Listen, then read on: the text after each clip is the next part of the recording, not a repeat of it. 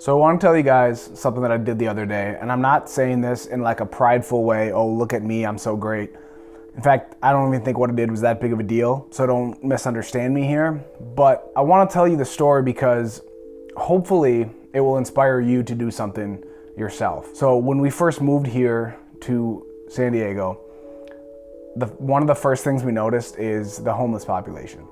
There is a lot of people here that are just living on the streets. I don't know if it's just maybe the weather's nicer here, so if you got to be homeless, you might as well get to San Diego because it's pretty much 75 and sunny every day. You definitely don't want to be homeless in Minnesota. It's a little too cold. So I don't know if that's more cause or effect or whatever, but we noticed that just about every street corner, it seems like there's somebody asking for money with a sign up. You go to the beach or to In-N-Out Burger and there's homeless people just kind of laying there, hanging out. They got their shopping cart or whatever, their stuff. It's just upsetting. I mean, it's sad in general just to see all that poverty and that homelessness. But then what hurt me kind of even more is that, because we just don't have the money. You can't give to everyone all the time. I would love to give money to every single person that's ever asked, like lots of money. I would love to do that. We don't have it. Even if, let's say we gave $1 to every person that we saw in San Diego, we wouldn't have enough money for it. We're not doing that well ourselves that we can just give money away like that. But I wanted to do something.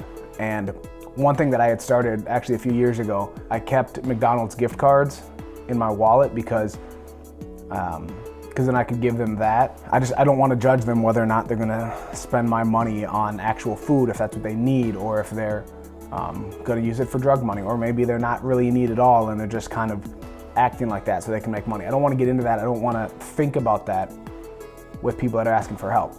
So I decided to just have these McDonald's gift cards, and if somebody asked me or if I came across somebody, I would give them that. If you're really starving, a $10 McDonald's gift card can go a really long way. So that was kind of what I had decided to do. And when we got here to San Diego, there were so many that I just didn't know. I was like, well, I had 2 gift cards in my wallet, they'd be gone like that. So what I did was I just prayed and I said, God, what can I do? I can't make that big of an impact, but there's gotta be something little I can do, because I can't just sit back and watch this every day in the city that I live in now. He had reminded me a while back of someone that was actually digging through our dumpsters at our apartment.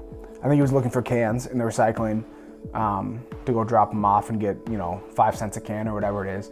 So what I felt like God told me was, if he comes back, I want you to talk to him. He had a car that I assumed he lived in, judging by what was in it and everything. Sure enough, maybe a week later, he showed up again. He actually pulled up right as I was walking down the stairs, and I just walked over there and said, hey man, my name's Josh. What's your story?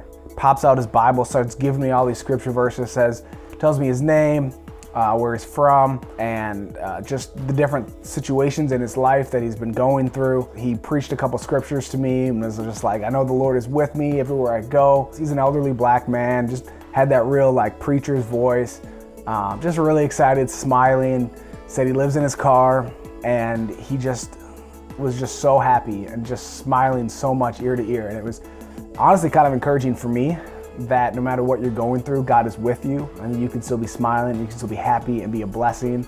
And he says every person he talks to, he has 2 scripture verses that he shares to everybody. And we just kind of talked about God. I took out my wallet. I didn't have any cash on me or anything, but I gave him the McDonald's gift cards that I had and said, it's not much, but hopefully it'll help.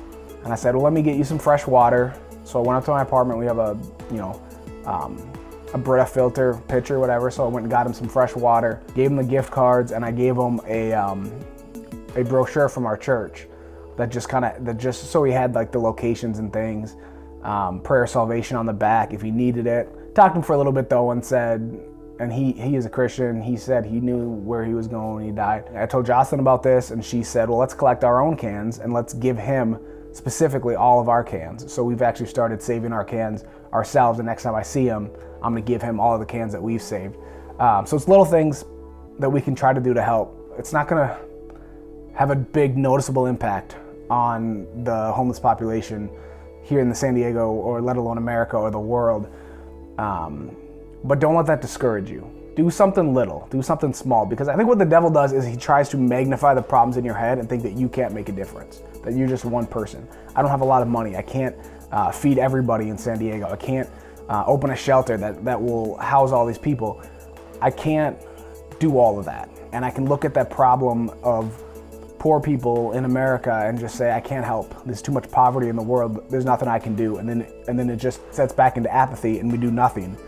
But I want to encourage you to do something. Pray to God, be led by His Spirit.